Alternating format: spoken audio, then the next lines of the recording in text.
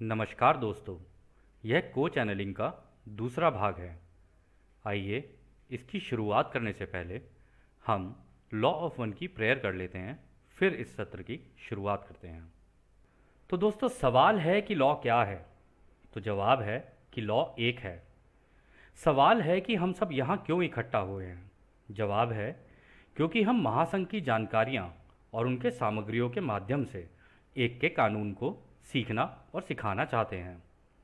सवाल है कि हम रा, को और महासंघ के अन्य सभी सदस्य जो एक अनंत रचयिता की सेवा में कार्यरत हैं, उनको क्यों ढूंढ रहे हैं? तो जवाब है क्योंकि वे सब एक के कानून के विनम्र दूत हैं। इसलिए हम सब मिलकर हमारे पूरे लॉ ऑफ वन के ग्रुप के आसपास, किसी भी मंच पर इन सत्रों को सुनने वाले सभी लोगों के आसपास, उनके परिवार, उनके दोस्तों, उनके पड़ोसियों, उनके शुभ चिंतकों और उनके घरों के आसपास हमारे एक अनंत रचयिता के प्रेम और प्रकाश का एक सुरक्षा घेरा बनाते हैं और किसी भी नकारात्मक इकाई या नकारात्मक विचार रूप या नकारात्मक ऊर्जा को इस घेरे में प्रवेश करने से प्रतिबंधित करते हैं, क्योंकि लॉ एक है। तो आइए हम आनंद मनाएं और इस स्थान को एक के नियम के अनुसार शुद्ध करें। तो दोस्तों, यह जो को का सत्र है वो 5 अक्टूबर 1986 को रिकॉर्ड किया गया था। तो इसमें पहला सवाल जो है, जो इनकी टीम में जो बैठे हुए थे, मतलब मेडिटेशन वाली अवस्था में बैठे हुए थे, उसमें कोई जे नाम के व्यक्ति थे। इन्होंने अपना पूरा नाम किसी ने भी नहीं बताया, बस शुरुआत के बोले हैं शब्द। तो जे नाम के कोई व्यक्ति हैं, वो पहला सवाल करते हैं कि हमारे जो साइंटिस्ट हैं ना, उनका कहना है कि बहुत बड़ी बड़ी ना सभ्यताएं हमसे पहले रही हैं, मतलब अगर हमारे इतिहास में देखा जाए तो कुछ ऐसा हुआ उनके साथ भी कि वो रातों रात ना इस धरती पर से गायब ही हो गई। ऐसा लगा जैसे कि कोई प्रलय टाइप की चीज़ आई हो, यानी कि या कोई पोल शिफ्ट हुआ हो, कह रहे उसके कारण इस तरीके की सभ्यता मतलब धरती पे से गायब ही हो गई एकदम से। इसका एक उदाहरण वो यहाँ पर लेमुरिया का लेते हैं। वो कहते हैं कि लेमुरिया की एक सभ्यता थी, पहले तो वो गायब हो गई थी। फिर अभी हमारे साइंटिस्ट का ये कहना है कि 6000 साल पहले, जो कि करीब करीब 4000 बीसी होता है। बीसी का मतलब होता है दोस्तों बिफोर क्राइस्ट, यानी क्राइस्ट से 4000 साल पहले। तो टोटल 2000 साल पहले क्राइस्ट आए थे, तो उससे पहले के 4000 साल इन्होंने ऐड किए। तब इन्होंने बोला कि 6000 साल पहले की ये कुछ घटना हुई है। कहते जो मैंने अभी 6000 साल पहले की जो बात कही है, तो क्या उस समय भी कोई इस तरीके की प्रलय आई थी या कोई पोल शिफ्ट हुआ था जिसके कारण जितने भी लोग थे इस धरती के ऊपर उनका विनाश हो गया था क्या? तो को इसका जवाब देते हैं। वो कहते हैं कि जिस समय की तुम लोग बात कर रहे हो ना, यानी 6000 साल पहले की, कहते हैं ये उस वक्त तो नहीं हुआ था इस तरीके का जो मतलब प्रलय आई थी तुम्हारे यहाँ पे। ये उससे कुछ समय पहले हुआ था, और हुआ कुछ इस तरीके से था कि धरती का काफ़ी हिस्सा टूट के अलग हो गया था। मतलब वो पूरा का पूरा हिस्सा ही शायद पानी के अंदर डूब गया या इस तरीके की कोई चीज़ हुई। और ये कोई ऐसा छोटा मोटा हिस्सा नहीं था, ये बहुत बड़ा हिस्सा था जहाँ पे काफ़ी सारी जनसंख्या थी, मतलब धरती के लोग रहते थे उस जगह पर। कह रहे वो पूरा का पूरा ही मूव हो गया था, तो रातों रात वो जो सभ्यता थी वो पूरी की पूरी ख़त्म हो गई। हालांकि ये जो टाइम तुम बोल रहे हो ना कि 6000 साल पहले हुआ था, ये 6000 साल पहले नहीं, उससे पहले हुआ था। अब यहाँ पे वक्त तो उन्होंने नहीं बताया कि कब हुआ था, लेकिन उन्होंने कहा 6000 साल से तो पहले ही हुआ था। फिर वो आगे बोलते हैं, वो कहते हैं लेकिन ये प्राकृतिक नहीं था। ऐसा नहीं था कि मतलब अपने आप ही वो हिस्सा धरती का टूटा हो और अचानक से एकदम से समुद्र में वो विलय हो गया हो या समुद्र में चला गया हो, इस तरीके का कुछ हुआ हो। कह रहे ऐसा नहीं था। ये था कि उस जमाने में भी ना तुम्हारी जो धरती के लोग थे उनके हाथ में लग गई थी टेक्नोलॉजी। कह रहे तो उन्होंने टेक्नोलॉजी इस तरीके की बना ली जिसके कारण ये जो भी हुआ वो मैन मेड तरीके से हुआ, मतलब इंसानों का ही बनाया हुआ था, जिसके कारण ये प्रलय आ गई तुम्हारी धरती के ऊपर, और उसकी वजह से वो पूरी की पूरी सभ्यता थी वो समाप्ति हो गई। तो अगला सवाल ये करते हैं, तो आप ये जो बता रहे हो कि इस तरीके की प्रलय टाइप की कोई चीज़ हुई थी, तो क्या ये जो मैन मेड मतलब इंसानों द्वारा ये जो टेक्नोलॉजी बनाई गई थी, क्या उस ज़माने में भी इनके हाथ में न्यूक्लियर डिवाइसेस और इस टाइप की कोई चीज़ थी जिसको हम लोग अटलांटिस की सभ्यता कहते हैं? क्या आप अटलांटिस की सभ्यता के बारे में बात कर रहे हैं? तो को कहते हैं हाँ, जनरली अगर हम लोग बात करें तो अटलांटिस की सभ्यता के बारे में ही बात कर रहे हैं। क्या हम लोग इसके बारे में कुछ और जानकारी दे सकते हैं? तो फिर अगला सवाल ये करते हैं, वो कहते हैं कि हमारे साइंटिस्ट लोगों का ये भी कहना है कि ये जो अंटार्कटिका नाम की जो जगह है हमारे यहाँ पे दोस्तों, ये पोलर जो रीजन है, अंटार्कटिका नाम है इसका। तो वो कहते हैं, आप चेक कर सकते हैं अगर आप चाहें तो, मैप के ऊपर देख लें अंटार्कटिका कहाँ पर है। तो वो कहते हैं कि ये जो अंटार्कटिका है यहाँ पर जो अभी बर्फ़ इकट्ठी होनी शुरू हुई है, मतलब क्योंकि वहाँ पे काफ़ी सारी बर्फ़ है, आप देखोगे वहाँ बर्फ़ टूटती भी रहती है ना, काफ़ी काफ़ी मोटे, मतलब बर्फ़ का वो पूरा एरिया है वो टूटता रहता है। तो कह रहे हैं कि इसके कारण कुछ ऐसा हो रहा है जिसकी वजह से हमारी धरती का जो एक्सिस है, यानी वो जो पोल है, आपको हम लोगों ने पिछले सत्र में दिखाया था कि वो पोल होता कैसे है ना। तो अभी हम उसको नहीं खोलते हैं, हम लोग बस वैसे ही समझने की कोशिश करते हैं। तो वो कहते हैं कि क्या इसके कारण भी ये धरती का एक्सिस जो है ये घूम जाता है, या ऐसा है कि ये जो बर्फ़ है ये बर्फ़ जैसे टूट के गिरती है और उसकी वजह से क्या धरती हिलने लग जाती है। क्या यही वो रीज़न है जिसकी वजह से शायद आगे, मतलब अंटार्कटिका की वजह से पोल शिफ्ट हो जाए हमारे यहाँ पे। अगर मैं सही हूँ मतलब इस बात को कहने में, तो क्या ये जो मैंने लॉजिक लगाया है इस बात के अंदर कि अगर बर्फ़ टूटेगी तो हो सकता है कि वहाँ पर वो पानी में तब्दील हो जाए, तो उसकी वजह से हमारी धरती के ऊपर एक संतुलन सा बना हो। अब जब वो टूट जाएगी तो हो सकता है उस साइड से धरती एकदम से उठ जाए और दूसरी साइड से नीचे झुक जाए। तो क्या ऐसा भी हो सकता है कि इसके कारण पोल शिफ्ट हो जाए? तो को इसका जवाब देते हैं दोस्तों। वो कहते हैं कि देखो, ये जो बात तुम कर रहे हो ना कि वहाँ से अगर बर्फ़ पिघलेगी तो मतलब संतुलन खराब होगा, दूसरी साइड से हो सकता है कि धरती झुक जाए।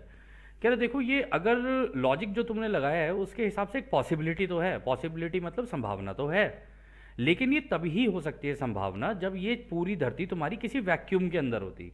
अब वैक्यूम आपको पता है ना दोस्तों कि अगर किसी कमरे में से पूरी हवा निकाल दी जाए तो वहाँ पर वैक्यूम हो जाता है, मतलब कोई हवा ही नहीं है उसके अंदर, ठीक है ना। अगर स्पेस में अगर कोई झूल रहा है तो उस तरीके की, जहाँ पर हवा ही नहीं है, कोई एटमॉस्फेयर ही नहीं है, तो वहाँ पर वैक्यूम हो जाता है। कह रहे लेकिन ना यहाँ पर ऐसा है नहीं केस, मतलब इस तरीके का नहीं है कि वहाँ की बर्फ़ पिघलेगी तो संतुलन खराब हो जाएगा। कह रहे यहाँ पे अलग फैक्टर्स हैं। वो कह रहे हैं कि ये केवल इसके कारण नहीं हो रहा है, ये तो चलो ठीक है, ये भी एक अपना हिस्सा एक प्ले करेगा उसके अंदर, लेकिन अगर तुम इसके दिल में झांको ना, इसके कारण कुछ और हैं। इसके कारण हैं जो लोग तुम्हारे यहाँ पे अपनी चॉइसेस कर रहे हैं, और ज़्यादातर जो तुम्हारे यहाँ के जो लोग चॉइसेस कर रहे हैं ना, वो धरती के ऊपर, और इनको आध्यात्मिक रूप से भी जो चॉइसेस करनी चाहिए ना, चॉइसेस यानी अपनी जो मतलब क्या बोलते हैं उसको, चुनाव जो करना चाहिए उनको, अपनी चीज़ों का चुनाव या अपनी कार्यों का चुनाव या अपनी सोच का चुनाव, ये सारी चीज़ें जिस तरीके से वो कर रहे हैं ना, वो उसके अंदर संतुलन नहीं बना पा रहे हैं। मतलब आध्यात्मिक रूप से भी एक तो उनका है नहीं उस लेवल का कि वो आध्यात्मिक रूप से अपने आप को बढ़ाएं, ठीक है। आध्यात्मिक रूप से बढ़ाएंगे तो संतुलन कहीं ना कहीं से तो आना शुरू होगा उनकी ज़िंदगी के अंदर, और ये ना होने के कारण हो क्या रहा है, वो एक ही दिशा में झुकते चले जा रहे हैं। यहाँ पर वो बता रहे हैं कि झुकते चले जा रहे हैं, और उनको ये आध्यात्मिक और ये जो अपनी आम जिंदगी जो वो जी रहे होते हैं ना, इसका एक संतुलन बना के चलना चाहिए था।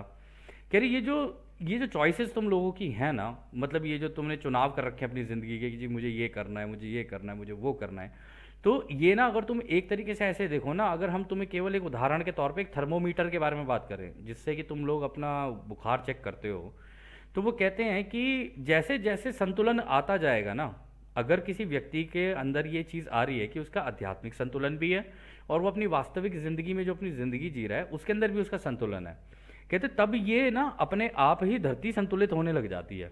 यानी कि अगर प्रत्येक व्यक्ति अपने अंदर संतुलन ले आए ना, तो धरती अपना संतुलन बनाने लग जाएगी। तो ये जो थर्मामीटर है ना, इसमें जो टेम्परेचर है वो नीचे गिरना शुरू होगा, यानी कि इतनी गर्मी नहीं पैदा होगी, इतनी हीट नहीं पैदा होगी अगर हम लोग आध्यात्मिक रूप से बात करें। और आपको याद भी होगा दोस्तों, पिछले सत्र में उन्होंने बोला था कि ये जो गर्मी है ना, जो हीट हमारे कर्मों के द्वारा और हमारे एक्शंस के द्वारा ये धरती के ऊपर जाके पड़ती है, उसके कोर में जाती हैं, और कोर में जाएगी, उसके दिल में जा रही है, तो वो कहीं ना कहीं तो निकालेगी ना अपनी उस गुस्से को। तो जब वो निकालती है ना, तो उसके कारण ये सारी चीज़ें हो जाती हैं। तो वो कह रहे हैं कि अगर इसी तरीके से लड़ाई मार धाड़ और ये चीज़ चलती रही और तुम लोगों ने संतुलन नहीं बना रखा है ना, इसके कारण ये सारी चीज़ें घटनाएं घट जाती हैं तुम्हारे यहाँ पर, ठीक है ना। और ये ही वो सबसे बड़ी चीज़ है जो तुम्हारे इस माया जाल में जिसमें अभी तुम जी रहे हो, हमारे फिजिकल इल्यूजन की वो बात कर रहे हैं, कह रही ये ही वो मेजर वो है रीज़न जिसके कारण ऐसा होता है। और इसमें भी वो आगे ये कह रहे हैं कि ये ही वो कारण है, या इसी कारण से अगर तुम समझना चाहो तो ये भी है कि ये जो पोटेंशियल, ये जो संभावनाएं हैं ना, ये जो फिजिकल चेंज तुम्हारे यहाँ पर आएंगे, इस धरती के ऊपर आएंगे, और जो अभी भी आ रहे हैं तुम्हारी धरती के ऊपर, हालांकि 86 की वो है, मतलब 1986 में भी ऐसी बात नहीं है कि मतलब ये घटनाएं नहीं घट रही थी, ये शुरू हो गया था उस टाइम से। जैसे ये चौथी घनत्वता में घुसनी शुरू हुई ना ये धरती, इसको चाहिए था प्रेम, लोग प्रेम में आए नहीं, लोगों के बीच में विभाजन और ज़्यादा होता चला गया। उस कारण से अब ये सारी चीज़ें ना धरती के ऊपर आ रही हैं। तो ये 86 के हिसाब से, मतलब 1986 के हिसाब से ये बोल रहे हैं कि उस ज़माने में भी, मतलब यहाँ पे वो ये कह रहे हैं कि ये जो है ना चीज़ें, ये तुम्हारे प्लेनेट के ऊपर ना आती रहेंगी, ऊपर बढ़ती रहेगी। लेकिन अगर तुम ये बोलो एग्जैक्टली हमसे पूछो कि हम एक्यूरेसी से तुम्हें बताएं कि एग्जैक्टली कौन सी घटना कब घटेगी, तो ये हम तुम्हें नहीं बता सकते, क्योंकि इस वक्त इस समय पे तुम सबके अनुभव अलग अलग चल रहे हैं, और एकजुटता ना होने के कारण है ना एक वैसा वाला संतुलन आ नहीं पा रहा है। और कौन कब क्या कर दे, कौन कब कैसे कर दे ना, उसके कारण, क्योंकि दोस्तों पता है इसमें जो बात बोल रहे हैं ना काफ़ी हद तक सही भी है। पता है, अगर एक बार को देखा जाए इस धरती के ऊपर, आप हो गए, हम हो गए, हम अपनी ज़िंदगियों में अलग अलग चीज़ें कर रहे होते हैं, हम उसके अंदर हर कार्य को करने के लिए एक चुनाव हो रहा होता है, हर मतलब प्रत्येक क्षण हम लोग कर रहे होते हैं। अब प्रॉब्लम यह है कि इतने सारे लोग हैं इस धरती के ऊपर, ठीक है, अब एक एक को कैसे समझाएं हम लोग। लेकिन कोशिश हर, तभी तो रा ने बोला था कि अगर किसी एक ने किसी दूसरे की भी कर दी ना ये सेवा, उसको बता दिया, उसको ये जानकारियां दे दी, तो हो सकता है वो अपने अंदर थोड़ा सा बदलाव ले आए। और ये जो बदलाव है हर व्यक्ति को अपने अंदर खुद लाना है। तो ऐसे ही ये काम हो सकता है, अदरवाइज और कोई तरीका है नहीं इस धरती के ऊपर कि जैसे हम लोग यहाँ पे यूट्यूब चैनल पे भी ये सारी चीज़ें चल रही हैं, आप लोगों को सेशंस दे रहे हैं, चलो यार इसका एक इम्पैक्ट तो पड़ सकता है, थोड़ा बहुत तो पड़ सकता है, मानते हैं, लेकिन उतना भी नहीं पड़ सकता है कि ये पूरी धरती के ऊपर चला जाए। तो हर व्यक्ति को अपने अपने लेवल पे, इवन जो यूट्यूब पे भी इसको देख रहे हैं या फिर और भी मतलब अलग अलग प्लेटफॉर्म्स पे हमारे सेशंस को देखते हैं वो लोग, तो अगर वो अपने आप थोड़ा सा एफर्ट मारेंगे ना, तभी हम लोग कोई चेंज ला सकते हैं, मतलब इस धरती को संतुलित कर सकते हैं, और सारे लोग मतलब इस प्रलय से ना गुजरे ना, उसको शायद रोका जा सकता है। लेकिन चांसेस इतने कम है फिलहाल के लिए, तो वो जिस तरीके से अभी हम लोग देख ही रहे हैं दुनिया के अंदर, युद्ध के ऊपर उतर आए हैं और मतलब एक दूसरे को मारा मारी वो शुरू हो गई है। वहाँ का छोड़िए दोस्तों, हमारे देश के अंदर ही लोग आपस में एक दूसरे से बात कर रहे हैं तो बस लड़ाई जा रहे हैं, और कारण एक ही है, टीवी देखते हैं बस, और कुछ नहीं है। टीवी छोड़ दें और ये आध्यात्मिक अपना संतुलन और ये जो जानकारियाँ हैं ना, इनको लेके एक बार को समझें कि धरती के ऊपर ऐसा होता है तो क्यों होता है, तब शायद एक बार को कुछ किया जा सकता है, अदरवाइज सच में बड़ा मुश्किल है ये। खैर, तो फिर आगे जे कहते हैं, तो आपके कहने का मतलब है कलेक्टिव कॉन्शियसनेस, यानी सब लोगों के दिमाग अगर इस धरती के ऊपर जो हैं, वो ही बेसिकली ये डिसाइड करेंगे कि इस धरती की नियति क्या होगी, मतलब आगे जाके इसकी नियति क्या तय होती है। तो को कहते हैं हाँ, ये जो तुमने बात कही ना, ये बिल्कुल एक्यूरेट स्टेटमेंट है तुम्हारी, कि सारे मिलके क्या डिसाइड करते हैं ना, ये उसके ऊपर है निर्भर। फिर अगला सवाल जे करते हैं कि हमारे जो साइंटिस्ट हैं ना, हमें कॉन्स्टेंटली मतलब बार बार हम लोगों को बताए जा रहे हैं कि हम लोग जहाँ पर रहते हैं, ये जो जगह है वो है वेस्ट कोस्ट। वेस्ट कोस्ट का मतलब हो गया दोस्तों, वेस्ट की साइड में जो समुद्री एरियाज होते हैं ना, उनके बारे में बात कर रहे हैं। ये कह रहे कि हमें बार बार हमारे साइंटिस्ट ये बता रहे हैं कि भाई एक अर्थक्वेक आएगा यहाँ पे, बहुत बड़ा, कभी भी आ सकता है, और वो ऐसा है कि जो कि टाला भी नहीं जा सकता। और हम लोग ये समझने की कोशिश कर रहे हैं कि क्या अगर आध्यात्मिक रूप से हम इस कार्य को करें तो क्या इसको हम लोग टाल सकते हैं, क्योंकि वो हमारे साइंटिस्ट तो हमें बार बार बोल रहे हैं कि ऐसा होगा ही, ऐसा होगा ही। तो अब हम ऐसे केस में क्या करें। तो को इसका जवाब देते हैं, को कहते हैं कि देखिए हमारा सजेशन तो आपको यही होगा कि जो आपके साइंटिस्ट कह रहे हैं ना, वो बिल्कुल सही कह रहे हैं। वो कह रहे हैं कि हाँ, इस तरीके का एक बड़ा भूचाल वहाँ पर आएगा और काफ़ी कुछ हो सकता है वहाँ पर। और वो कहते हैं कि ये इसी कारण से हो रहा है क्योंकि जो वहाँ के भी जो लोग हैं, या कह लो कि पूरी धरती पे जो भी चीज़ें चल रही हैं ना, ये अलग अलग जगहों पे इसके रिजल्ट्स देखने के लिए मिलेंगे लोगों को। हो सकता है कि वहाँ के लोगों पे ना पड़े, कहीं और पे पड़ जाए। तो इस कारण से जो तुम्हारे साइंटिस्ट कह रहे हैं ना कि हाँ तुम्हारे यहाँ पे इस तरीके का भूचाल आएगा, तो आ सकता है वो।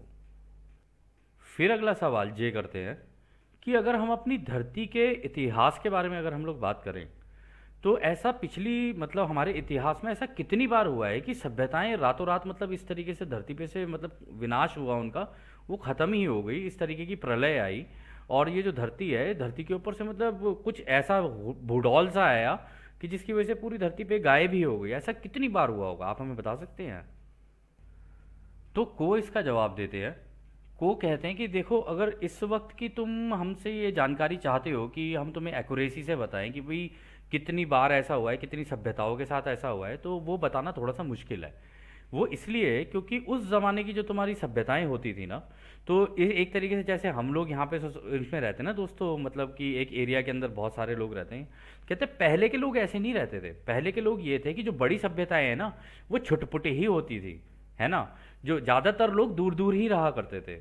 तो ऐसे केस में ये होता था कि कोई बड़ी सभ्यता एकदम से रातों रात मर जाए, ऐसा कहना थोड़ा सा मुश्किल था। लेकिन अगर तुम हमसे पिछली अगर जानकारी जानना चाहते हो कि ऐसे बड़े भूडौल कब आए तुम्हारे यहाँ पे कि पूरी की पूरी सभ्यताएं ही गायब हो गई रातों रात, और इस तरीके की ये हरकतें तुम्हारे यहाँ पे हुई इस धरती के ऊपर, यानी कि ये मृत्यु इस तरीके से इतने लार्ज लेवल पे जो हुई, कह रहे तो तब तो उसके बारे में हम यही कह सकते हैं, केवल दो केस में ऐसा हुआ था कि ये बहुत ही ज़्यादा मेजर लेवल पे हो गया था कि बड़ी बड़ी सभ्यताएं पूरी गायब हो गई थी। क्योंकि छोटी छोटी सभ्यताएं जो थी ना बनी हुई थी, अलग अलग जगहों पर थी। तो कुछ तो बच गई, उन्होंने आगे अपनी ज़िंदगी शुरू कर दी। कुछ और बच गई, उन्होंने भी आगे अपनी ज़िंदगी शुरू कर दी। इनफैक्ट दोस्तों, हमने जितनी अपनी रिसर्च के अंदर चेक किया है ना, उस टाइम पर हुआ ये था कि ये जो भूडौल, ये जो भूचाल आने वाले थे ना, उसमें कुछ लोग जो टॉप पे बैठे हुए थे ना, उनको पता था कि ये होने वाला है। तो उन्होंने अपने लिए तो पूरी तैयारी कर ली थी, वो निकल के भाग गए उन जगहों पर जहाँ पर इस तरीके की सभ्यताएं थी जो छोटी छोटी थी। फिर उन्होंने वहाँ जाके उन सभ्यताओं को इन्फिल्ट्रेट किया, उन सभ्यताओं के अंदर जाके ना अपने वहाँ पे रहना शुरू कर दिया, उनके साथ रहना क्या शुरू कर दिया, बना लिए होंगे। जैसे राह ने बताया था कि इन्होंने धरती के नीचे बेसिस बना रखे हैं, आसमान में वो चंद्रमा पे बेसिस बना रखे हैं, ये तो राह ने ही बताया ना। तो इस केस में वो कह रहे हैं कि उस ज़माने में भी ऐसा हुआ, लेकिन जो हमारी जानकारी जो मैंने अभी आपको बताया कि उस ज़माने में भाग गए थे। तो लेकिन बाकी जनता जो थी ना, वो सारी की सारी मारी गई थी इसके अंदर। तो यहाँ पे वो ये कह रहे हैं ऐसा दो बार हुआ था, और जो दो बार हुआ था ना, वो लेमुरिया की सभ्यता में हुआ था और दूसरा अटलांटिस की सभ्यता में हुआ था। यही दो केस हैं जहाँ पर सबसे बड़ी घटनाएं घटी थी। खैर दोस्तों, ये तो रही पिछली वाली चैनलिंग। अब जो आगे की चैनलिंग है, ये 8 नवंबर 2002 की चैनलिंग है, मतलब ज़्यादा पुरानी नहीं है, आज से लगा लीजिए 10-12 साल पुरानी ही है। तो यहाँ पर जो क्वेश्चन था ना, जो सवाल करता था ना, तो उसका नाम मेंशन है यहाँ पे, और उसने क्या सवाल पूछा ना, ये भी मेंशन नहीं है। लेकिन उसने जो सवाल पूछा था ना, इस जवाब को पढ़ने के बाद हमें समझ में आया कि उसने सवाल के अंदर ये पूछा था कि क्या जब आप ये जानकारियाँ हमें देते हो, हमें ये डर लगता है इन सब जानकारियों से, तो क्या कोई तरीका है कि आप हमें इन जानकारियों को दो और हमें डर ना लगे, मतलब ये फियर बेस्ड इन्फॉर्मेशन लग रही है हमें, तो जैसा कि कोई हमें डराने की कोशिश कर रहा हो। तो होता है ना, कई लोग डर जाते हैं इस तरीके की जानकारी से। तो को उसका जवाब देते हैं। को कहते हैं देखो, जो तुम्हारा सवाल था ना, उसमें सबसे पहले हम तुम्हें ये बता दें, ये जो तुमने कहा ना कि ये जो आप लोग हमें जानकारी दे रहे हो, इससे तो हम लोगों को डर लग रहा है, क्या और कोई तरीका है कि आप हमें ये जानकारियाँ दो, तो हमें मतलब डर वाला पार्ट हटा दो और बाकी जानकारी हमें दे दो। मतलब जैसे हम लोग इंसान होते हैं ना, हम लोग मतलब सच में इतने भोले लोग होते हैं हम लोग कि हमें जानकारी तो चाहिए, लेकिन अपने हिसाब से चाहिए हमें। नहीं नहीं, जो मेरे दिल को अच्छा लग रहा है ना जी, वही बताओ, ऐसे नहीं हो सकता। तो यहाँ पर उन्होंने इसी तरीके से सवाल पूछ लिया। तो यहाँ पे कौन है, कहते हैं भाई ऐसे नहीं दे सकते हम लोग, अब जो जानकारी है हम तो तुमको देंगे ही। अब तुम देख लो, तुम उसे डर लग रहा है या क्या लग रहा है, वो तो तुम देखोगे ना। हालांकि राह ने एक चीज़ कही थी बहुत इंपॉर्टेंट। राह ने कहा था डर भी उसी को लगता है जिसके दिल में प्रेम होता है। जिसके दिल में डर, मतलब दिल के में गांठ लगी हो ना, उसे तो डर भी नहीं लगेगा, वो तो रोबोट है। रोबोट को कभी डर लग सकता है किसी से? वो तो सोचेगा ही नहीं, उसको तो करना है बस, उसका तो काम है, उसको तो ऐसे ही करना है बस। फिर वो आगे ये कहते हैं कि देखो, ये जो डर का जो बेस है ना, वो ये है कि तुमको ये चीज़ नहीं चाहिए। और वास्तविकता में दोस्तों, हम लोग को वाकई में मतलब कोई भी हो, घर है, परिवार है, बीवी है, बच्चे हैं, दोस्त हैं, सबसे इतने से प्यार करते हैं हम लोग। तो ये हालांकि ये प्रेम ही होता है जो हम लोग सीखने आए होते हैं यहाँ पे, है ना। तो वो कह रहे कि ये इसलिए तुम्हें लग रहा है इस चीज़ से डर, क्योंकि तुमको इसकी इच्छा नहीं है ना। और जो कि एक ठीक भी सही चीज़ है। वो कहते हैं कि अगर हम लोग इसमें से ये फियर हटा देंगे ना, मतलब ये डर और ये वाली चीज़ें और ये जो जानकारी हम तुम्हें दे रहे हैं, अगर इसको हटा देंगे ना, तो ये जो स्टोरी, ये जो जानकारी हम तुम्हें दे रहे हैं, वो तो झूठी हो गई ना। हमने तो तुम्हें पूरी बात बताई नहीं, इसका मतलब या तो हम तुम्हें पूरी बात बताएं या हम तुम्हें कुछ भी ना बताएं। भाई यही दो चीज़ें हो सकती है। वो कहते हैं लेकिन हमने तुम्हारा ये जो ग्रुप देखा है, जो लोग ये चैनलिंग कर रहे थे उनको वो कहते हैं, तुम्हारा ये जो ग्रुप देखा है ना, हमने एक चीज़ नोटिस की है तुम्हारे बारे में कि तुम देखो, हालांकि ठीक है कुछ लोग डर जाते हैं, ये सारी चीज़ें, लेकिन जो तुम्हारा ओवरऑल ऑब्जेक्टिव है ना, जो तुम्हारा ओवरऑल काम है, जो तुम करना चाहते हो, वो ये कि तुम जितनी हो सके जानकारियाँ इकट्ठी कर लो। ताकि जब सिचुएशन इस तरीके की हो तो तुम अलार्म की तरह एक काम करो और ये जानकारियां दूसरों को दे दो, ताकि दूसरे अपने आप को अलर्ट करके अपनी तैयारी या जो भी उनको करना है अपने हिसाब से कर लें, है ना। और यही तुम्हारा काम है जो कि तुम सोच के बैठे हुए थे, है ना। तो इसको अगर हम लोग फिर वो आगे बड़ी इंटरेस्टिंग बात बोलते हैं, कह रहे इसको अगर हम लोग ये कहें ना कि एक कहावत के रूप में, तो हम ये कहेंगे कि देखो, ऐसा नहीं कि कोई व्यक्ति जो है कोई आइलैंड है कि मतलब हाँ वो तो अपने कोने में पड़ा हुआ है उसको कुछ नहीं होगा। कह रहे और कोई ऐसा नहीं है देश जो कि मतलब जिसके ऊपर कोई फर्क नहीं पड़ेगा इस चीज़ का। कह रहे पड़ेगा तो सब पे ही पड़ेगा, या तो किसी पे भी नहीं पड़ेगा, अगर सारे एक हो गए तो तब तो किसी पे नहीं पड़ेगा। लेकिन अगर सारे ऐसे विभाजित होते रहे ना, तो ये मत सोचना कि कोई व्यक्ति अपने आप को आइसोलेट कर लेगा, ये कर लेगा, या कोई देश है जो बचेगा इससे। हाँ ये बिल्कुल बात है कि कुछ लोग जो है इस इन जानकारियों का इस्तेमाल करके अपनी तैयारियां शुरू करेंगे और वो अपना अपना अलग कुछ ना कुछ कर लेंगे, ठीक है ना। आगे फिर वो इसमें ये कहते हैं कि देखो, हम लोग तुम्हें सत्य तो दे सकते हैं, लेकिन अगर तुम ये कहो ना इसके अंदर से ये डर वाली पार्ट हटा दें और तुम्हें बस ऐसे ही पकड़ा दें अच्छी अच्छी चीज़ें, कह रहे तो देखो वो तो हम नहीं कर पाएंगे क्योंकि हमारा काम तुम्हें सत्य देना है, ठीक है ना। फिर वो कहते हैं हालांकि देखो, इस स्टोरी को भी तुम लोग बैलेंस कर सकते हो अगर तुम चाहो। अगर तुम चाहो जब दूसरों को ये जानकारियां दो, क्योंकि ये लोग तो चैनलिंग कर रहे थे, तो कहते जब तुम ये जानकारियां दूसरों को दो ना, तो इसमें से डर वाला पार्ट हटा दो और फिर तुम्हें जो लगे संतुलन फिर उनको दे दो आगे। तो लेकिन फिर उसके आगे वो भी करते हैं, अलार्म भी करते हैं। कह रहे लेकिन हम तुम्हें ये भी बता दें, ये ही वो कारण है जिसकी वजह से तुम्हारी पूरी की पूरी सभ्यता जो है ना वो एनस्लेव कर ली गई है, यानी अब वो गुलाम हो चुकी है। क्योंकि होता क्या है, उसमें से अच्छी चीज़ें तुम्हें दिखाई जाएंगी या डरावनी चीज़ें दिखाई जाएंगी। ज़्यादातर तुम लोगों को डरा डरा के गुलाम बना लिया। और ये अभी से नहीं चल रहा है, ये चल रहा है तुम्हारे अटलांटिस के टाइम से, जब लास्ट टाइम पोल शिफ्ट हुआ था। उस जमाने में भी उस समय की जो सभ्यता थी ना, उसको इतना डरा के रखा गया था, इतना डरा के रखा गया था कि उस सभ्यता ने अपनी गुलामी खुद ही कबूल कर ली। क्योंकि उनको डराने का जो तरीका था वो ये था कि डराना भी है और अच्छी अच्छी चीज़ें भी देनी है, डराना भी है अच्छी अच्छी चीज़ें भी देनी है। तो इंसान कन्फ्यूजन की स्टेट में था, उसको पता ही नहीं चला कि भाई एक तरफ से तो मुझे डर लग रहा है, अच्छा बचने के लिए ये चीज़ मेरे लिए ज़रूरी होगी। तो फिर वो ज़रूरत के हिसाब से उसकी दिशा में निकल गया, लेकिन उसे पता नहीं था कि एक्चुअली में वो अपने आप को गुलामी की दिशा में लेके जा रहा है। और दोस्तों अगर आप वाकई में मतलब किसी ने अगर जानवर पाले हो ना, भेड़ स्पेशली, तो आप नोटिस करना कि जो भेड़ चराने वाला होता है ना, उसका जो मालिक होगा ना, वो अपने पास एक कुत्ता रखता है। कुत्ता इसलिए रखता है ताकि वो उन भेड़ों को डरा के एक दिशा के अंदर दौड़ा सके। लेकिन जब वो दिशा के अंदर दौड़ती भी आती है ना, तो वो जो भेड़ पालक है ना, वो वहीं खड़ा हो जाता है। वो कहता है आ जा आ जा, आ जा ले, तेरे को मैं घास खिलाता हूँ, घास खिलाता हूँ। तो वो उसको घास खिलाने लग जाएगा। भेड़ों को लगता है भाई यही है हमारा मसीहा, ये है जिनकी वजह से हम लोग जिंदा हैं। लेकिन उनको ये नहीं पता होता कि हम लोग गुलाम हैं इसके। वो कुत्ता जो है ना, उससे डराने के लिए कुत्ते को इस्तेमाल किया, इधर से उसको प्यार से लॉलीपॉप दे दी, वो बेचारी भेड़ जो है फंस गई वहाँ पर। लेकिन उसको, भेड़ को नहीं पता होता कि जब वक्त आएगा ना, तो वो ही उसका मालिक उसे बेच देगा किसी और को, और फिर वो उसके साथ जो होता है वो तो आप लोगों को पता ही है। खैर एनीवेज, इसके आगे फिर वो ये बोलते हैं कि ये जो हम तुम्हारी एंस्लेवमेंट के बारे में जो बात कर रहे हैं ना, ये जो तुम लोगों को गुलाम बना लिया गया, ये सारी चीज़ें हुई, कह रहे ये जो जानकारियां हैं ना, ये वास्तविकता में तुम्हारा सच है। और हम तुमको ये जो बात बताने की कोशिश कर रहे हैं ना, हम इसलिए बता रहे हैं क्योंकि ऐसा नहीं है कि तुम गुलाम बना लिए गए हो तो तुम इसमें संतुलन नहीं ढूंढ सकते। ये गलत होगा सोचना तुम्हारा। आगे वो ये कह रहे हैं कि ये जो एंस्लेवमेंट हुआ है ना, ये तो तुम्हारे दिमाग का, दिल का, तुम्हारी आत्मा का, तुम्हारी ताकत का, इसका हुआ है ना, है ना। लेकिन तुम ये कैसे भूल सकते हो कि उस एक अनंत रचयिता ने तुम्हारे डीएनए के अंदर वो सारी पावर और सारी चीज़ें डाल रखी हैं। तुम्हारी ये जितनी भी एंस्लेवमेंट है उसका कारण है तुम्हारा बिलीफ सिस्टम, जो तुमने बचपन से डेवलप कर लिया है। तुमको ऐसा लगता है कि जो मैं कर रहा हूं ये चीज़ करनी ज़रूरी है क्योंकि ये होता ही ऐसे है। इस कारण से तुम इसके अंदर फंसे हुए हो इस वक्त, ठीक है ना। जैसे जैसे तुम्हारे दिमाग खुलते जाएंगे ना, जैसे जैसे तुमको ये समझ में आना शुरू होगा कि अरे वाह, रचयिता ने तो मेरे पूरा ब्रह्मांड मेरे अंदर दे रखा है, तो मैं गुलाम कैसे हो सकता हूँ। तो मैं अपना संतुलन बना लेता हूँ। चलो ठीक है, आदि राय ने भी बोला था ना भाई, आधा तो आप अपने लिए सोच सकते हो, 49%, 51% दूसरों के लिए सोचना। तो अगर तुम इस चीज़ का भी संतुलन बनाते हुए चले अपनी ज़िंदगी में, और दोस्तों ये केवल केवल आप मेडिटेट करो और बाकी दूसरों की सेवा इसी तरीके से करते रहो जैसे हम लोग भी, मतलब अगर आप करना चाहो, मैं तो आपको ये भी नहीं बोल सकता कि आप ऐसा करो। आप करना चाहो तो आप दूसरों की इस तरीके से मदद कर सकते हो। यही दो चार तरीके हैं जो हमें भी पता है, इसके अलावा तो शायद हमें भी नहीं पता है।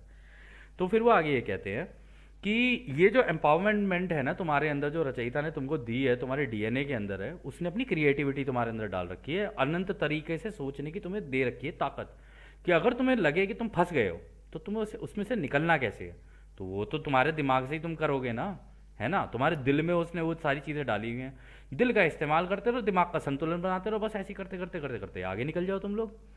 कहते कि हाँ हम ये जानते हैं कि इस वक्त बहुत ज़रूरी है एक बड़े बदलाव की तुम्हारे यहाँ पे, कि लोग अपने माइंडसेट को चेंज करें और आगे की तरफ निकलें, और उनको उस मतलब जगह पर आ जाना चाहिए जहाँ पे वो रेजिस्टेंस करें कि नहीं भाई मेरे को ये नहीं चाहिए, मुझे इसके अलावा ये चाहिए।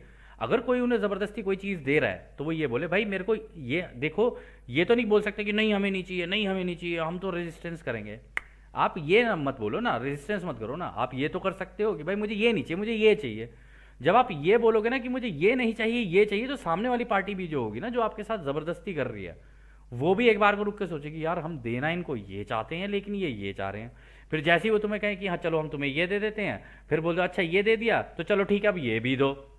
तब तुम्हारे हाथ में धीरे धीरे ग्रेटर पावर आती रहेगी और तुम चाहो तो इस सिचुएशन से निकल सकते हो। ये सारा कुछ तुम्हारे ही हाथ में है।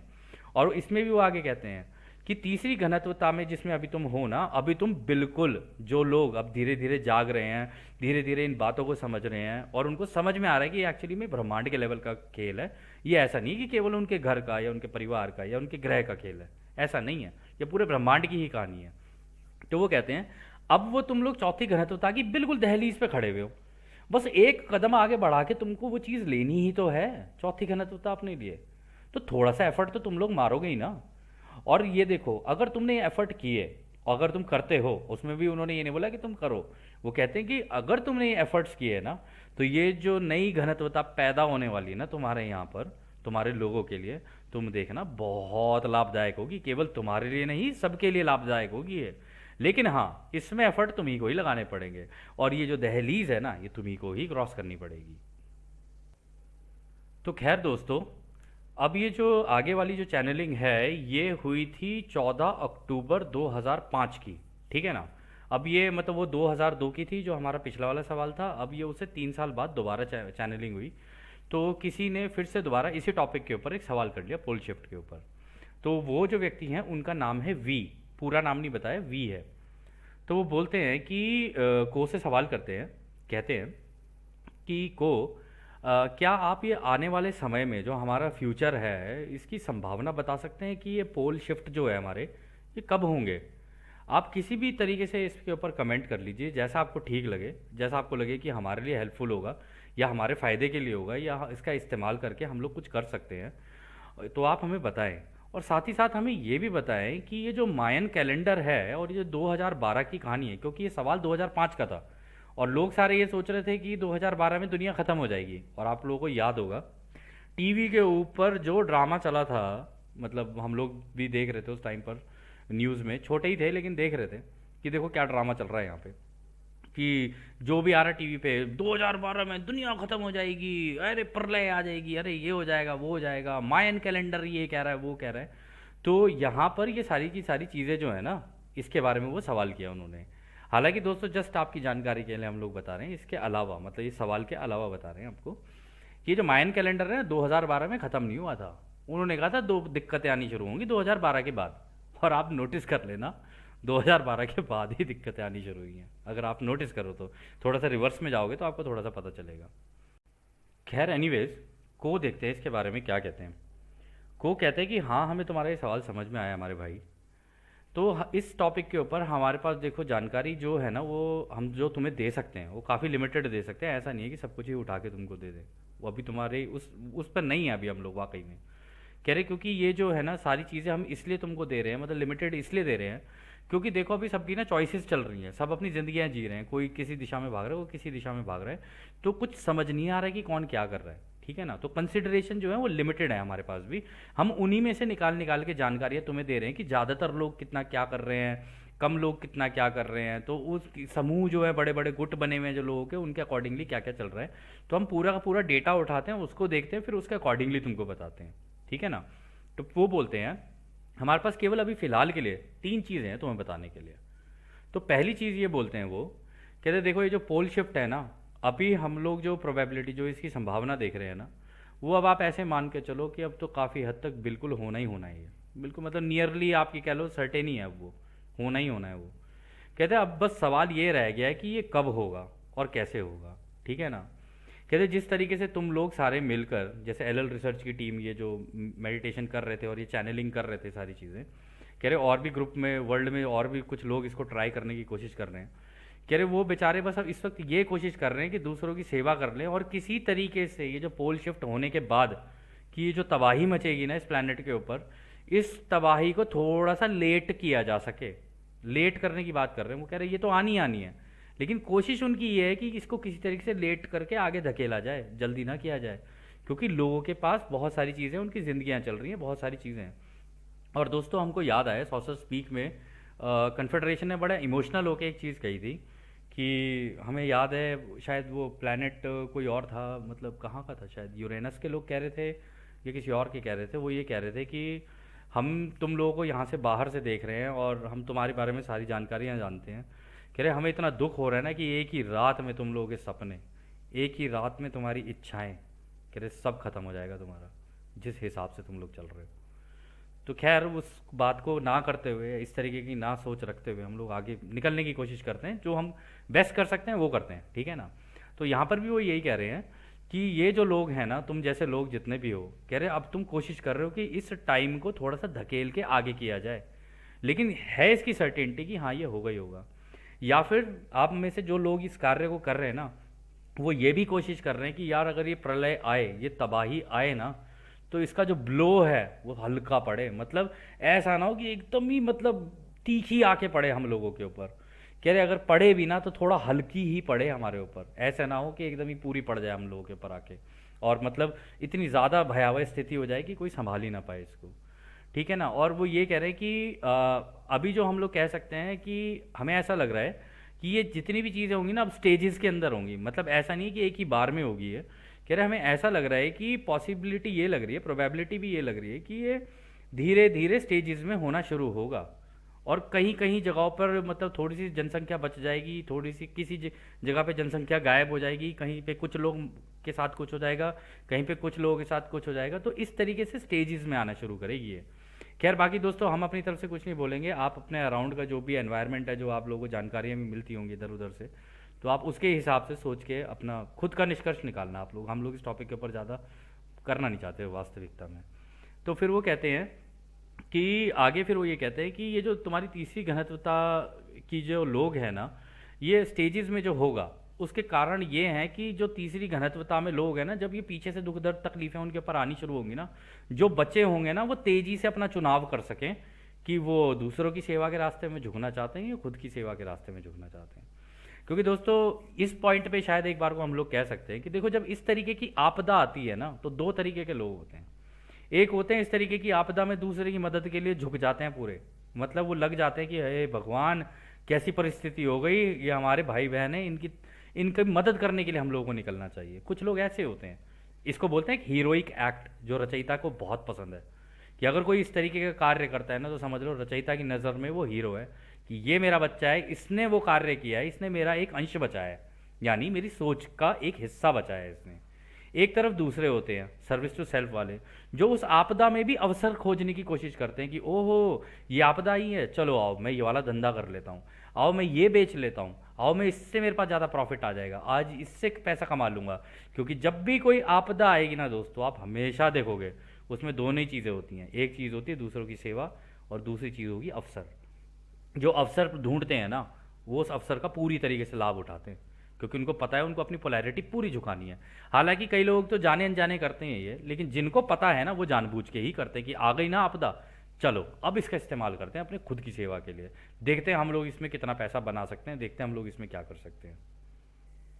खैर फिर वो आगे बोलते हैं कि जो दूसरी बात हम तुम लोगों को बताना चाहते हैं वो ये है, जो मायन कैलेंडर और बाकी भी तुम्हारे यहाँ पे धरती पे जो अलग अलग तरीके हैं या सिस्टम्स हैं, या कह लो अलग अलग धरती पे जो कल्चर्स हैं, उनके अंदर बताया गया है कि भाई 2012 में ये जो है, ये युग जो है इसका ख़त्म हो जाएगा इस तरीके से कह रहे हाँ, ये बात काफ़ी हद तक सही है तुम्हारे यहाँ पर कि जो मायन कैलेंडर के अंदर भी जो बताया गया है कि 2012 का जो टाइम है ना, जो युग का जो ख़त्म होने का टाइम है वो 2012 ही है।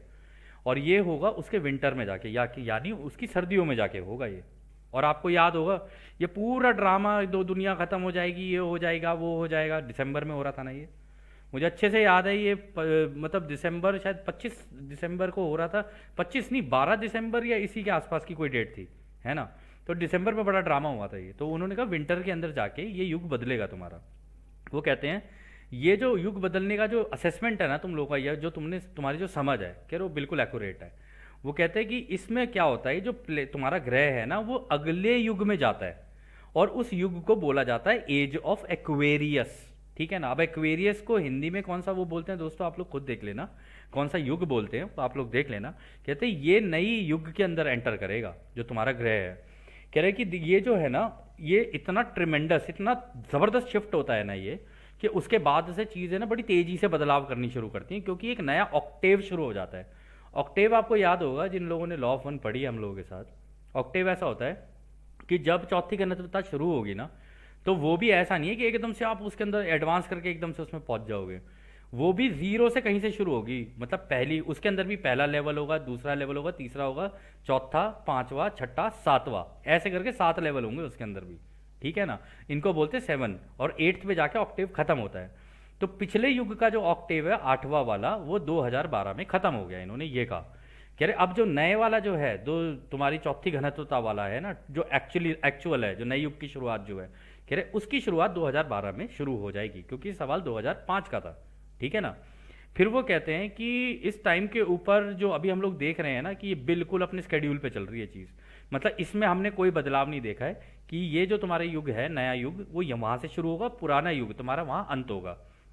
फिर वो कहते हैं हालांकि तुम लोगों को लगता है कि शायद ये फिजिकल रूप से होगा, मतलब तुम भौतिक रूप से सोच रहे हो कि हाँ दुनिया खत्म हो जाएगी, धरती खत्म हो जाएगी। कह रहे नहीं, ऐसे नहीं होता ये। कह रहे आध्यात्मिक रूप से होता है, क्योंकि साइकिल चेंज हो जाती है, टाइमिंग चेंज होती है। ठीक है ना। जिसे कहते हैं ना वक्त का बदलाव होता है। कहते हैं तो ये वक्त का बदलाव होता है, इसको आध्यात्मिक रूप से लेना चाहिए। कह रहे देखो ऐसी तो कोई भी चीज़ नहीं है दुनिया के अंदर जो मतलब नहीं हो सकती। ठीक है ना। इनएविटेबल ऐसी तो कोई भी चीज़ नहीं है ना, कि जो होना है देखो वो तो होगा ही होगा। जो भी होना है, अगर तुम्हारी फिजिकल, अगर तो दुनिया में देखो, जो होना है वो तो होगा ही होगा। लेकिन वास्तविकता में एक नई युग की शुरुआत होती है यहाँ से। ठीक है ना। और ये जो भी है ना, ये तुम्हारे 2012 के जो विंटर है ना, उसकी सर्दियाँ हैं, उसमें जाके शुरू हो जाएगा। तो ये 2005 का सवाल था, उनको 2012 की जानकारी 2005 में मिल गई थी। फिर इसी में वो आगे कहते हैं कि जिस तरीके के लोग तुम लोग हो ना, कह रहे कि ये तुम्हारी होप है, ये तुम्हारी आशा है कि तुम लोग मिलके, और बाकी भी तुम्हारे दोस्त और यार जो भी हैं मिलकर, ये 2012 वाला ये जो इवेंट है, जो तुम्हारा आने वाला इवेंट है, कह रहे इसमें तुम लोग ये चाहते हो कि हम लोग कोशिश करें कि किसी तरीके से हम लोग ये चॉइस पे एटलीस्ट लोगों को लेके आ जाए, कि कम से कम वो अपना चुनाव कर लें, वो जागें और अपना चुनाव कर लें कि उनको क्या चाहिए।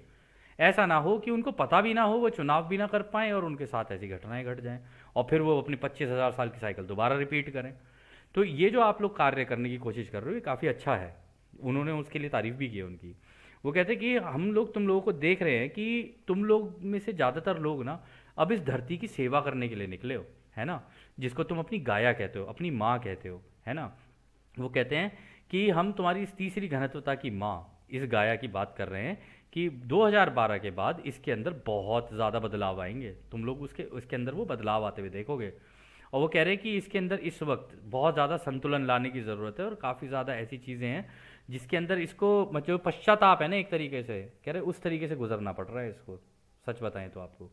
फिर वो कहते हैं कि जो इस तरीके के लोग हैं ना, जो जैसे तुम हो गए, और भी लोग हैं जिनकी आंखें खुल रही हैं, जिनको धीरे धीरे इन जानकारियों का पता चल रहा है, कह रहे कि ये उनकी एक्चुअली में अंदर से भी शायद हो सकता है आगे जाके इच्छा हो जाए, या जैसे तुम्हारी हो रखी है, कि वो भी इसके ऊपर जो पड़े घाव है ना, इस over the period of time, मतलब इतने समय से जो इस धरती के ऊपर तुम्हारे जो गहरे घाव डाले गए हैं ना, तुम लोगों के द्वारा, तुम्हारी इस इंसानी सभ्यता के द्वारा, उनको हील किया जा सके। क्योंकि वास्तविकता में रह तो तुम ही रहे हो इस ग्रह पे, तो इस ग्रह के ऊपर जितने घाव दिए गए हैं वो दिए तो तुम्हारे ही हैं ना, तो ठीक हील भी तो तुम्ही को ही करने पड़ेंगे, कोई बाहर से थोड़ा ना आएगा इसके लिए। फिर इसमें वो आगे कहते हैं कि जो तीसरी घनत्वता है ना, ये तो अपने आप ही ढल रही है, ये जा रही है।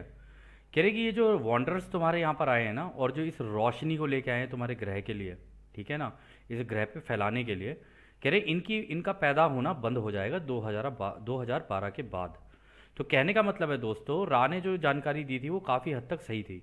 रा ने कहा था कि ये जो वॉन्डर्स हैं ये तुम्हारे यहाँ पर पैदा होते हैं, ठीक है ना, और इसके बाद इंडिगो चिल्ड्रन भी आएंगे। तो कहने का मतलब है 2012 में जो वॉन्डरर्स थे वो आए, उससे पहले जितने पैदा हुए ना वो सारे वॉन्डरर्स थे, और उसके बाद के जो पैदा हुए हैं ना वो सारे के सारे इंडिगो चिल्ड्रन पैदा हुए हैं। अब जो ये जो नई खेप आई है ना, ये चौथी घनत्वता की तैयारी करने के लिए आई हुई है। ये जीने के लिए आए हुए हैं इस चौथी घनत्वता को, कि चौथी घनत्वता होती कैसी है, ठीक है ना। लेकिन मतलब इनको भी बेचारों को इस मतलब जो भी हम लोग ये पढ़ रहे हैं, शायद इन चीज़ों से गुजरना पड़े, लेकिन ये उस चौथी घनत्वता की तैयारी करने के लिए आए हुए हैं। ये जो नए वाले भी हैं इनका भी अपना अलग काम है। हालांकि इसमें फिर वो आगे कहते हैं, हालांकि हम लोग ये देख रहे हैं जो इस धरती पर तुम्हारे यहाँ पर लोग रह रहे हैं ना इस वक्त, जो जिनको जो तुम्हारे नेटिव लोग हैं, मतलब हम लोगों के बारे में, जो आम जनता और इनके बारे में, जिसके अंदर तुम्हारे वॉन्डर भी इंक्लूड है, वो तब भी अपना कार्य करते रहेंगे, अपना मतलब इस प्रेम की जो बौछार है ना दूसरों के ऊपर डालते रहेंगे, इस धरती के ऊपर और खुद के ऊपर भी, ठीक है ना। और ये भी पॉसिबल है कि जब तुम अपने दिलों के अंदर झांकना शुरू करोगे ना, तो तुम इस बात के साथ ना काफ़ी अपना एक मेल खाता हुआ देखोगे अपने दिल के अंदर, कि तुम यहाँ पे किसी कार्य के लिए आए हो, एक सेवा को देने के लिए आए हो, इस धरती को सेवा देने के लिए आए हो। और जो तुम्हारी डिटर्मिनेशन है ना, मतलब जो तुम्हारी दृढ़ता है, जो तुम्हारा संकल्प है इस धरती को सर्व करने का, यानी इसकी सेवा, इसको सेवा देने का, कह रही इस बारे में भी तुम लोगों का ध्यान जाएगा और तुम लोग सोचोगे बैठ के इसके बारे में। ये होगा तुम्हारे ग्रह पे 2012 के बाद। और देखो दोस्तों, 2012 के बाद ही ये सब कुछ होना हुआ। फिर उसके बाद वो कहते हैं कि इस टॉपिक के ऊपर हम लोग जो बात कर रहे हैं तुम लोगों से, हम देख रहे हैं जिस व्यक्ति के द्वारा हम लोग ये चैनलिंग कर रहे हैं ना, उसकी कंपनता धीरे धीरे नीचे जा रही है, कि जैसे उसके अंदर ना ये आने वाले वक्त की जो घटनाएं होने वाली है ना उसको लेके शायद कुछ डर आ गया उसके अंदर। इसलिए ये जो क्वेरी है, जो उसने सवाल पूछा, उसको पहले ही पता था कि इसके अंदर थोड़ा सा डर है, तो उसने डरते डरते ही शायद इस अवस्था में हम लोगों से सवाल पूछा है, इसलिए शायद इसकी वजह से उसकी कंपनता नीचे चली गई है। फिर इसमें वो आगे ये कहते हैं कि देखो, अगर डर का माहौल होगा ना तो सत्य को बाहर उजागर करना ये तो बहुत ही मुश्किल हो जाता है, सत्य तो बाहर निकल के ही नहीं आएगा। और अगर ज़रूरत से ज़्यादा तुम लोगों ने इस डर के ऊपर अपना ध्यान केंद्रित किया और ये धीरे धीरे तुम्हारे अंदर ज़्यादा इंटेंसिफाई हो गया और ये ज़्यादा बढ़ता चला गया है ना, तो जैसे जैसे हम तुमको जानकारियाँ देते जाएंगे ना, तो ऐसे तो ये बढ़ता ही चला जाएगा तुम्हारे अंदर। और हम लोग देख रहे हैं कि अगर ऐसे हम तुमको जानकारियाँ देंगे और तुम्हारे अंदर ये डर बढ़ेगा, तो कहते तो इससे तो ये जो तुम कार्य करने के लिए आए हुए हो इस धरती के ऊपर, जो जो एक्चुअली में तुम्हारा फोकस तुम्हारे काम पे होना जो चाहिए, कह रहे उस रास्ते से तो तुम भटक ही जाओगे। तुम्हारा काम तो ये है ना कि अपनी चेतना का एक तो बढ़ाते हुए चलो, अपनी जानकारियों को बढ़ाते हुए चलो, ताकि तुम सावधानी पूर्वक अपने कार्य को कर सको।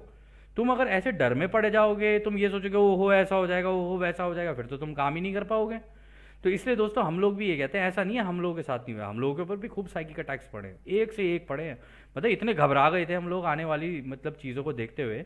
इनफैक्ट मैं अपना उदाहरण लेके आप लोगों को बताता हूँ, मेरे साथ भी हुआ है ये, ठीक है ना, ग्रुप में सब जानते हैं कि मेरे साथ हुआ है ये। तो उसके बावजूद देख लो कि वो समय निकल गया मेरा। वो एक एक टाइम सबकी ज़िंदगी में आता है ऐसा, वो ज़्यादा वक्त के लिए रहेगा नहीं, 15 दिन 20 दिन 30 दिन इतना ही रहेगा बस, उसके बाद वो चला जाता है।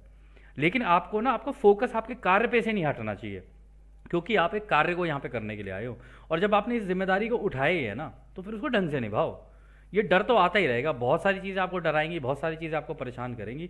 कोई बात नहीं यार, ये ज़िंदगी का हिस्सा है, ये सोच के चल लेंगे कि हाँ ये सारी दिक्कतें परेशानियाँ ये तो आनी आनी थी। इस कार्य को करने निकले हो तो तुम्हें क्या लगता है आसानी से हो जाएगा ये कार्य? इतना मुश्किल कार्य है, इतने सारे लोग हैं, कैसे करोगे? बड़ा मुश्किल है ये। तो कोई बात नहीं, चीज़ें होती रहती हैं, इसलिए डरने की ज़रूरत नहीं है। इस कार्य को आगे करने के लिए ना, जानकारी, इसको ऐसे जानकारी लो और इससे सीखो, और इसके बाद तुम क्या कर सकते हो ना उसके ऊपर फोकस करो। और जो व्यक्ति इन चीज़ों के ऊपर फोकस करता है ना, वो देखना दोस्तों निरंतरता अपना मतलब निरंतर अपना वो रास्ता ना बनाते हुए चलेगा। फिर इसमें आखिरी में वो एक बात कहते हैं कि जब भी तुम्हें ऐसा लगे ना कि तुम्हें डर लग रहा है, तुम्हें डर ने घेर लिया है, तो इमीडिएटली ना अपने दिमाग में एक चीज़ सोचना। दोस्तों ये बहुत सही टेक्निक बताई है इन लोगों ने, अगर आप लोग कभी भी आप लोगों को डर लगे ना, तो इस टेक्निक का इस्तेमाल करना, बहुत ज़बरदस्त टेक्निक है ये।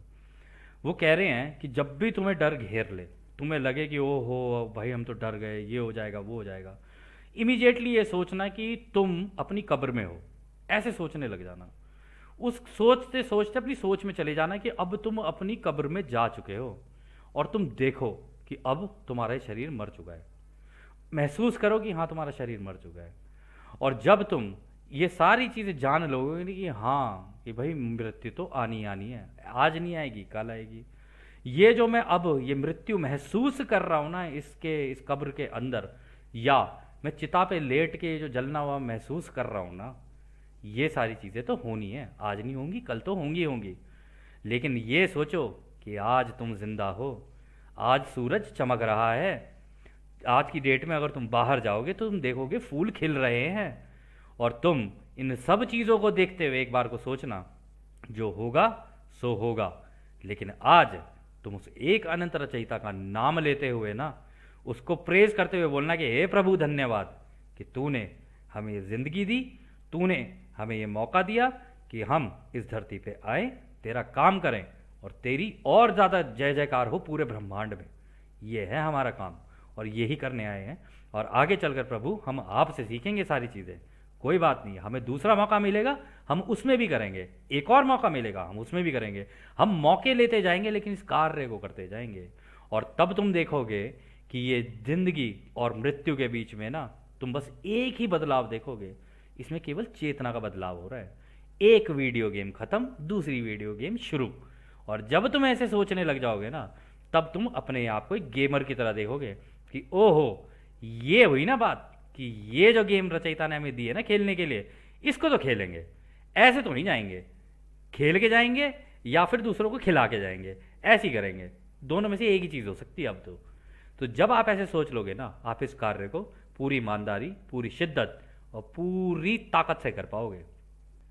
तो खैर दोस्तों, बहुत ही इंटरेस्टिंग सेशन था और काफ़ी जानकारी भरा था। तो अब हम इस सत्र को यहीं समाप्त करते हैं। कल 2007 की चैनलिंग है, हम लोग उसको पिक करेंगे, ठीक है ना। तो जैसा कि रा को और पूरे समस्त ब्रह्मांड में हमारे भाई बहन बोलते हैं ना कि अब हम आपको उस एक अनंत रचयिता के प्रेम, उनकी रोशनी, उनकी शक्ति और उनकी शांति में छोड़कर चलते हैं। आदि ने हमारे दोस्तों, आदि ने वासु। धन्यवाद।